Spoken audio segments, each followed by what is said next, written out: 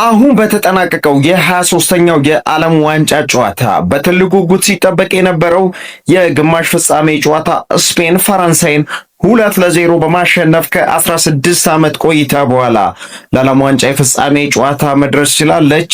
ሁለቱ ሀገራት ባደረጉ ጨዋታ ላይ ጎሎቹን ማስቆጠር የቻሉ ተጫዋቾች በ22ኛው ደቂቃ ሉካስ ዲኚ ላሚን ያማል ላይ በሰራው ጥፋት ለስፔን ብሔራዊ ቡድን የተሰጠውን ፍጹም ቅጣት ምት ሚካኤል ኦያርዛባል ጎል አስቆጥሮ ስፔንን መሪ ሲያደርጋት በ58ኛው ደቂቃ ከዳኒ ኦልሞ የደረሰውን ኳስ ፔድሮ ፖሮ ግሩም ጎል አስቆጥሮ ስፔንን አሸናፊ ማድረግ ችለዋል። በዚህ ጨዋታ ላይ የፈረንሳይ ብሔራዊ ቡድን ከፍተኛውን የማሸነፍ ግምት አግኝቶ ወደ ሜዳ የገባ ቢሆንም በጨዋታው ግን የተጠበቀው ሳይሆን ቀርቶ ያልተጠበቀችው ስፔን ፈረንሳይን 2-0 በማሸነፍ ከ16 ዓመት ቆይታ በኋላ የስፔን ብሔራዊ ቡድን በዓለም ዋንጫ ፍጻሜ መድረስ ችሏል።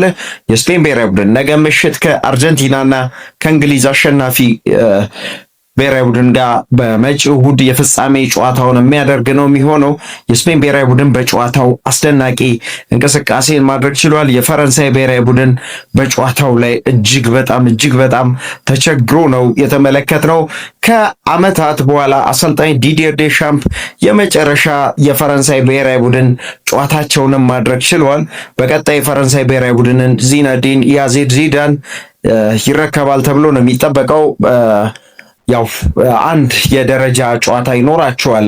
አሰልጣኝ ዲዲየር ዴሻ በዚህ ዓለም ዋንጫ የመጨረሻ የፈረንሳይ ብሔራዊ ቡድን ጨዋታቸው ወይም የፈረንሳይ ብሔራዊ ቡድንን እየመሩ የሚያደርጉት የዓለም ዋንጫ ውድድር ነው የሚሆነው። በቀጣይ ዚነዲን ዚዳን የፈረንሳይ ብሔራዊ ቡድንን ይረከባል ተብሎ ይጠበቃል።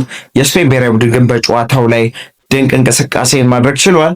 ለቻናላችን አዲስ የሆናችሁ ቻናላችንን ፎሎ በማድረግ ቤተሰብ ይሁኑ።